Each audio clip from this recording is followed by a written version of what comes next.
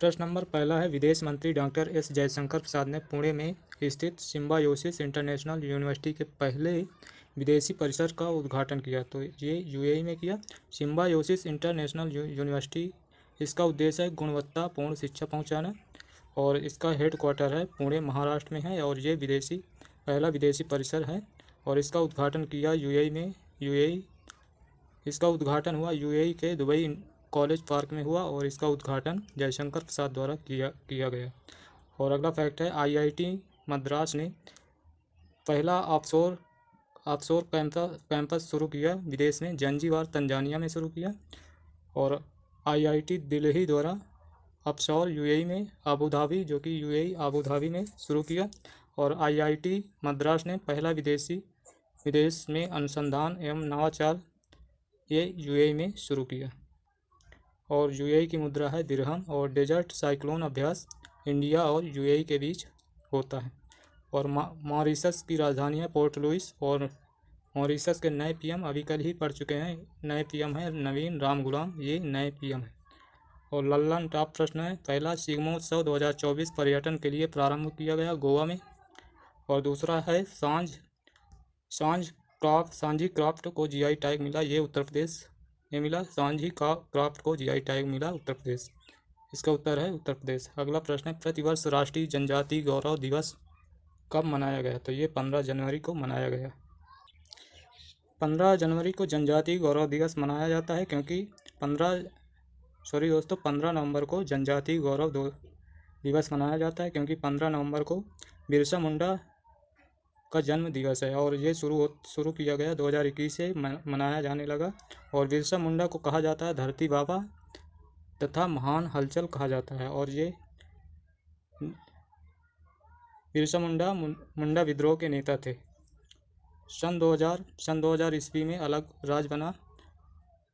सन 2000 ईस्वी में अलग राज्य 9 नवंबर को उत्तराखंड यूपी से अलग हुआ, 15 नवंबर को झारखंड बिहार से अलग हुआ। और राष्ट्रीय बाल दिवस 14 नवंबर को मनाया जाता है और विश्व बाल दिवस 20 नवंबर को मनाया जाता है। और बिरसा मुंडा स्टेशन राउरकेला उड़ीसा में है।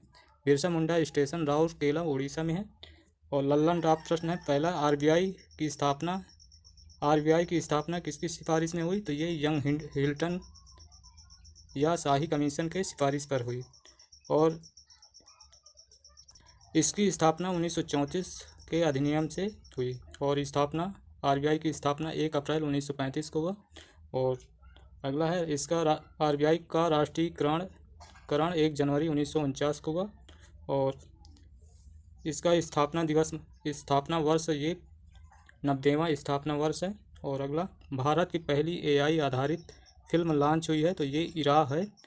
ये भारत की पहली एआई आधारित फिल्म लॉन्च हुई है, इरा। अगला प्रश्न देखते हैं। प्रश्न है, पीएम मोदी ने पहले बोडोलैंड महोत्सव का उद्घाटन कहाँ करेंगे। तो ये नई दिल्ली में करेंगे।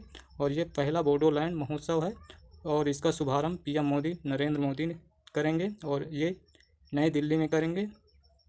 नई दिल्ली के इंदिरा गांधी खेल परिसर में इसका शुभारंभ करेंगे। और इसकी थीम है समृद्ध भारत के शांति और सद्भाव के लिए इसका उद्घाटन करेंगे।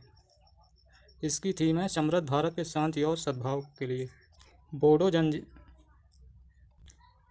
बोडो जनजाति है, असम की जनजाति है। और बगरुम्बा महोत्सव असम में मनाया जाता है।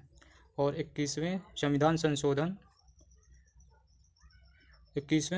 संशोधन के अनुसार 15वीं भाषा जो कि सिंधी 1967 में, मूल संविधान में 8वीं अनुसूची में 14 शामिल थी और ये 15वीं भाषा सिंधी थी जो कि 1967 में 21वें संविधान संशोधन के तहत शामिल की गई। और 71वां संविधान संशोधन के तहत 3 भाषाएं शामिल की गई। 16वीं है नेपाली, 17वीं है मणिपुरी, 18वीं है कोंकणी। ये 1992 में शामिल की गई। और 92वां संविधान संशोधन के अनुसार बोडो, डोगरी, मैथिली, संथाली ये 2003 में शामिल की गई। लल्लन टॉप प्रश्न देखते हैं। कार्गो थ्रूपुट में शीर्ष स्थान भारतीय बंदरगाह है। तो ये शीर्ष भारतीय बंदरगाह पारादीप जो कि उड़ीसा का है। और दूसरा प्रश्न है, पेरिस ओलंपिक में क्वालिफाई करने वाली एकमात्र भारतीय भारोत्तोलक थी। तो ये मीराबाई चानू थी। और तीसरा प्रश्न है, 56वीं राष्ट्रीय खो खो चैंपियनशिप 2023-24 में विजेता रहा है। तो ये विजेता रहा महाराष्ट्र, और इसको होस्ट किया था महाराष्ट्र ने, दोनों होस्ट भी किया था और विजेता भी महाराष्ट्र ही था। प्रश्न है अगला, निर्वाचन आयोग ने यूथ आइकन नियुक्त किया था, तो यूथ आइकन आयुष्मान खुराना को नियुक्त किया था। अगला प्रश्न है, अमरावती कैपिटल प्रोजेक्ट के लिए 13,500 करोड़ के ऋण का समझौता किससे किया गया? तो ये समझौता विश्व बैंक और एडीबी से किया गया। अमरावती कैपिटल प्रोजेक्ट, ये अमरावती इसकी राजधानी आंध्र प्रदेश है, और अमरावती कैपिटल प्रोजेक्ट स्टार्ट किया गया बेहतर जल निकासी और बेहतर सड़क बनाने के लिए, और ये प्रोजेक्ट 13,500 करोड़ रुपया विश्व बैंक और एडीबी ने समझौता किया, और इसको देगा विश्व बैंक और एडीबी 13,500 का ऋण देगा अमरावती कैपिटल प्रोजेक्ट के लिए। तेलंगाना राज्य बना था 2 जून 2014 को, और इसकी राजधानी हैदराबाद, जो कि 10 वर्ष तक आंध्र प्रदेश और तेलंगाना की 10 वर्ष तक की राजधानी माना गया था, और 2024 में आंध्र प्रदेश की अमरावती राजधानी बनी। और वर्ल्ड बैंक इसकी स्थापना ब्रेटन वुड्स सम्मेलन के तहत 1947 में ब्रेटन वुड्स सम्मेलन के तहत वर्ल्ड बैंक और IMF, विश्व बैंक और IMF स्थापित किया गया, और इसका हेडक्वार्टर है वाशिंगटन DC, जो कि यह अमेरिका की राजधानी है। वाशिंगटन DC अमेरिका की राजधानी है। और वर्ल्ड बैंक के अध्यक्ष हैं अजय बंगा, और वर्ल्ड बैंक का दूसरा नाम है IBRD, यानी कि international bank of reconstruction and development इसका फुल फॉर्म है। और ADB का फुल फॉर्म है एशियाई विकास बैंक, और इसकी स्थापना 1966 में हुई, और इसका हेडक्वार्टर मनीला फिलीपींस में है। और NDB इसका नया सदस्य है अल्जीरिया, NDB का नया सदस्य है अल्जीरिया। और लल्लन टॉप प्रश्न, 19वीं SCO सुरक्षा परिषद की बैठक की अध्यक्षता किसने की? तो ये अस्थाना कजाकिस्तान में की गई। SCO की बैठक की अध्यक्षता अस्थाना कजाकिस्तान ने किया। और अगला प्रश्न है,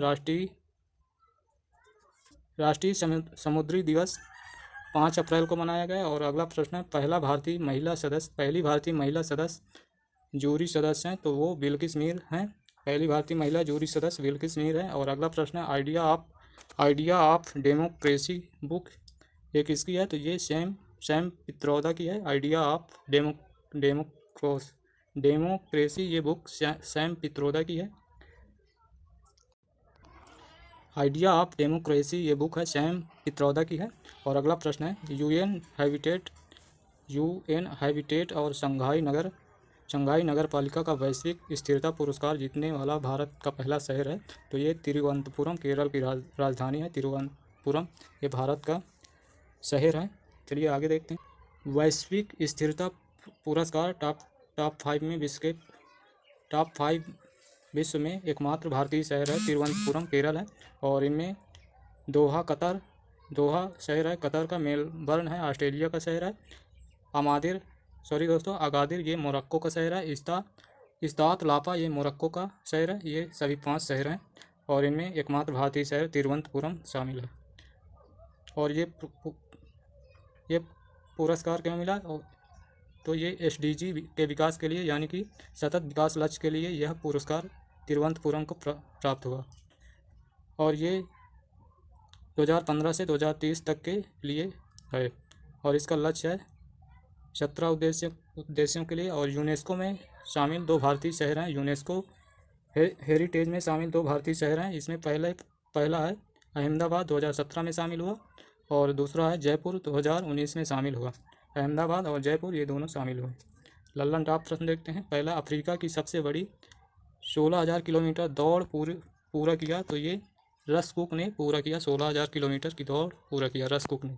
अगला है प्रश्न है, साजीबू चेरा ओबा नववर्ष त्यौहार मनाया गया ये मणिपुर में, और ये कब मनाया जाता है? चैत्र शुक्ल प्रतिपदा में मनाया जाता है। चैत्र शुक्ल प्रतिपदा में मनाया जाता है। और अगला प्रश्न है, पीटर हिग्स ने आविष्कार किया, नोबेल पुरस्कार विजेता पीटर हिग्स ने आविष्कार किया हिग्स बोसोन का। हिग्स बोसोन जिसको गॉड पार्टिकल भी कहते हैं, और अगला प्रश्न है सर्पदंश को अधिसूचित रोग किसने किया, तो ये तमिलनाडु ने किया। और अगला है स्नेक बाइट यानी कि सर्पदंश को घोषित किया, अधिसूचित घोषित तमिलनाडु ने सर्पदंश को अधिसूचित रोग घोषित किया और स्नेक बाइट यानी कि सर्पदंश को तमिलनाडु ने घोषित किया अधिसूचित रोग, ये तमिलनाडु ने। और शामिल तमिलनाडु सार्वजनिक स्वास्थ्य अधिकरण तमिलनाडु सार्वजनिक स्वास्थ्य अधिनियम 1939 के अंतर्गत शामिल किया गया इसको। और क्योंकि बेहतर उपचार तथा मौत में कमी लाने के लिए इसको शामिल किया गया। तमिलनाडु सार्वजनिक स्वास्थ्य अधिनियम 1939 के अंतर्गत सर्पदंश को अधिसूचित रोग घोषित किया गया, तमिलनाडु ने घोषित किया। सांपों का अध्ययन को कहते हैं सर्पेटोलॉजी और छिपकली का अध्ययन को सौरोलॉजी कहा जाता है। और लल्लन डॉप प्रश्न देखते हैं। यूएसए का प्रसिद्ध जॉन एल जैक स्विगर्ट जूनियर पुरस्कार सम्मान मिला, तो ये इसरो को मिला। और अगला है खुबानी खिलना महोत्सव 2024 प्रारंभ हुआ, ये लद्दाख में प्रारंभ हुआ। और अगला है सड़क परिवहन और राजमार्ग मंत्रालय वर्ष 2023-24 में कितने किलोमीटर राष्ट्रीय राजमार्गों का निर्माण किया, तो ये 12,349 किलोमीटर का निर्माण किया गया। सड़क परिवहन और राजमार्ग मंत्रालय द्वारा 2023-24 में 12,349 किलोमीटर का निर्माण किया गया। और अगला प्रश्न है अंतर्राष्ट्रीय मानव अंतरिक्ष उड़ान दिवस 2024 12 अप्रैल को मनाया गया। और इसी दिन पहले अंतरिक्ष यात्री यूरी गागरिन जो कि रूसी हैं, ये अंतरिक्ष में गए थे। प्रश्न है 7वां वरिष्ठ नागरिकों के लिए पहला भुगतान समाधान जनवाइज यूपीआई किस बैंक ने लॉन्च किया, तो ये एक्सिस बैंक ने लॉन्च किया जनवाइज यूपीआई, या यूपीआई मतलब यूनिफाइड पेमेंट इंटरफेस। और ये लॉन्च किया एक्सिस बैंक और जनवाइज ने मिलकर लॉन्च किया। और ये किसके लिए, वरिष्ठ नागरिकों के लिए लॉन्च किया गया। क्यों लॉन्च किया गया, तो ये सरल एवं सहज रूप से डिजिटल भुगतान के लिए लॉन्च किया गया। लल्लन टॉप प्रश्न है पहला निजी बैंक लक्षद्वीप में शाखा खोला, तो ये HDFC बैंक ने लक्षद्वीप में शाखा खोला अपना। और दूसरा प्रश्न है भारत में पहली बार लिंडी कैमरून को महिला उच्चायुक्त पद पर नियुक्त किया, तो ये यूके यानी कि इंग्लैंड में नियुक्त किया गया। और अगला प्रश्न है यूपी का पहला ग्लास स्काई वॉक जो कि चित्रकूट में ये धनुषाकार है। और ये बनाया गया तुलसी जलप्रपात को देखने के लिए, चित्रकूट धनुषाकार ग्लास स्काई वॉक बनाया गया। और बिहार में पहला ग्लास स्काई वॉक ये राजगीर में बनाया गया। और अगला है विश्व साइबर अपराध सूचकांक में भारत का 10वां स्थान है।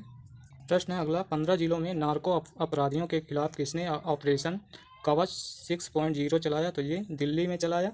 और ये ऑपरेशन कवच 6.0 ये दिल्ली पुलिस द्वारा चलाया गया। और इसकी संख्या 15 जिलों में चलाया गया क्योंकि मादक पदार्थ की तस्करी को रोकने या नार्को अपराधी पर लगाम लगाने के लिए इसको चलाया गया। और जैसे मादक पदार्थ जैसे हेरोइन, गांजा, चरस, कोकीन व्यापार करने वालों को लगाम लगाने के लिए। और ऑपरेशन सद्भाव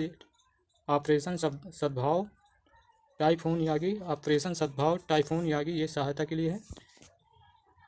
और ऑपरेशन इंद्रावती ये हैती ने चलाया और हैती में फंसे लोगों के लिए। और ऑपरेशन अजय ये इजराइल। और ऑपरेशन बाकी बकेट ये उत्तराखंड में जंगल की आग बुझाने के लिए चलाया गया। और ऑपरेशन संकल्प ये इंडियन नेवी द्वारा जहाज़ों की रक्षा के लिए चलाया गया। और ऑपरेशन सर्वशक्ति ये जम्मू कश्मीर में आतंकी सुरक्षा के लिए चलाया गया। और ऑपरेशन कामधेनु ये मवेशी रक्षा के लिए चलाया गया। लल्लन टॉप प्रश्न देखते हैं ब्लू ओरिजिन के अंतरिक्ष पर्यटन मिशन NS-25 के लिए चुने गए पहले भारतीय पायलट हैं, तो ये पायलट हैं गोपी थोटाकुरा हैं। और अगला है पारंपरिक फसल उत्सव उथड़ू का आयोजन ये तमिलनाडु में आयोजित हुआ। और अगला है संस्मरण अगला प्रश्न है तीसरा संस्मरण नाइफ का संबंध है। नाइफ ये सलमान रुश्दी की रचना है। और चौथा है IMF के प्रबंध निदेशक नियुक्त हुई हैं क्रिस्टलीना जॉर्जिया नियुक्त हुई हैं। IMF की प्रबंध निदेशक हैं क्रिस्टलिना जॉर्जिया हैं। और अगला प्रश्न है इंडियन ऑयल का पूरा नाम, इंडियन ऑयल का नया अध्यक्ष किसे चुना गया? तो ये इंडियन ऑयल कंपनी का नया अध्यक्ष ये अरविंद सिंह साहनी को चुना गया। इंडियन ऑयल का नया अध्यक्ष चुना गया। ये भारत की हाईएस्ट इंडियन ऑयल कंपनी है और इसके हेड अरविंद सिंह साहनी को चुना गया और इसको नियुक्त कैबिनेट द्वारा 5 वर्ष के लिए नियुक्त किया गया। और इस इंडियन ऑयल ये कंपनी की स्थापना 1964 में हुई है और फिक्की के हेड हैं हर्षवर्धन अग्रवाल फिक्की के हेड हैं। और 51 में चीफ जस्टिस ऑफ इंडिया हैं संजीव खन्ना है। 50वें थे DY चंद्रचूड़ थे 50वें। और अगला है MP 51 में CGI यानी कि चीफ जस्टिस ऑफ इंडिया है संजीव खन्ना और इससे पहले 50वें थे DY चंद्रचूड़ थे। और अगला फैक्ट है MP पर्यटन के ब्रांड एम्बेसडर बनाए गए पंकज त्रिपाठी बनाए गए। और अगला है USA राष्ट्रीय खुफिया निदेशक हैं तुलसी ग्रेवाल। यूएशिया के राष्ट्रीय खुफिया निदेशक तुलसी ग्रेवाल हैं। और थाईलैंड पर्यटन ब्रांड एम्बेसडर हैं सोनू सूद हैं। थाईलैंड पर्यटन ब्रांड एम्बेसडर सोनू सूद हैं। लल्लन टॉप प्रश्न देखते हैं। पहला देश मेनिनजाइटिस के लिए टीका लगाने वाला ये नाइजीरिया है। और अगला फैक्ट है भारत की पहली हाइब्रिड पिच क्रिकेट स्टेडियम धर्मशाला जो कि हिमाचल प्रदेश में है। और अगला अंतरिक्ष में पहली बार युद्ध अभ्यास मिशन विक्टस हेज आयोजित करने की घोषणा की गई USA द्वारा। और अगला फैक्ट है विश्व विरासत दिवस मनाया गया 18 अप्रैल को। विश्व विरासत दिवस 18 अप्रैल को मनाया जाता है। और अगला प्रश्न है इसरो ने द्रव और तापीय विज्ञान में अनुसंधान केंद्र स्थापित करने के लिए किसके साथ समझौता किया? तो ये समझौता IIT मद्रास के साथ किया। और शुरू इसरो ने किया समझौता IIT मद्रास के साथ हुआ। और ये समझौता क्यों हुआ? इसलिए प्रक्षेपण यान की थर्मल चुनौतियों का समाधान यानी कि तापमान से सामना करने के लिए किया गया। चलिए देखते हैं लल्लन टॉप प्रश्न। नौसेना प्रमुख हैं दिनेश त्रिपाठी नौसेना प्रमुख हैं। और अगला है ब्रह्मोस सुपरसोनिक क्रूज मिसाइल निर्यात किया गया। ये पहले ग्राहक थे फिलीपींस को निर्यात किया गया। और आकाश मिसाइल को निर्यात किया गया। ये भी पहले आकाश मिसाइल के निर्यातक थे आर्मेनिया को निर्यात किया गया। और अगला है संस्मरण जस्ट ए मशीनरी का संबंध है। ये संस्मरण D सुब्बाराव का है और ये पूर्व RBI गवर्नर थे। और अगला है संयुक्त राष्ट्र जनसंख्या कोष ने अपनी रिपोर्ट में भारत की जनसंख्या का अनुमान लगाया है तो 144 करोड़ अनुमान लगाया है। और चलिए देखते हैं उत्तर प्रदेश राज दर्शन भाग 8। उत्तर प्रदेश के बांध हैं रिहंद बांध इसको गोविंद बल्लभ पंत सागर कहा जाता है। और ये रिहंद बांध ये रिहंद नदी में है। और रिहंद नदी इस सोन नदी की सहायक नदी है।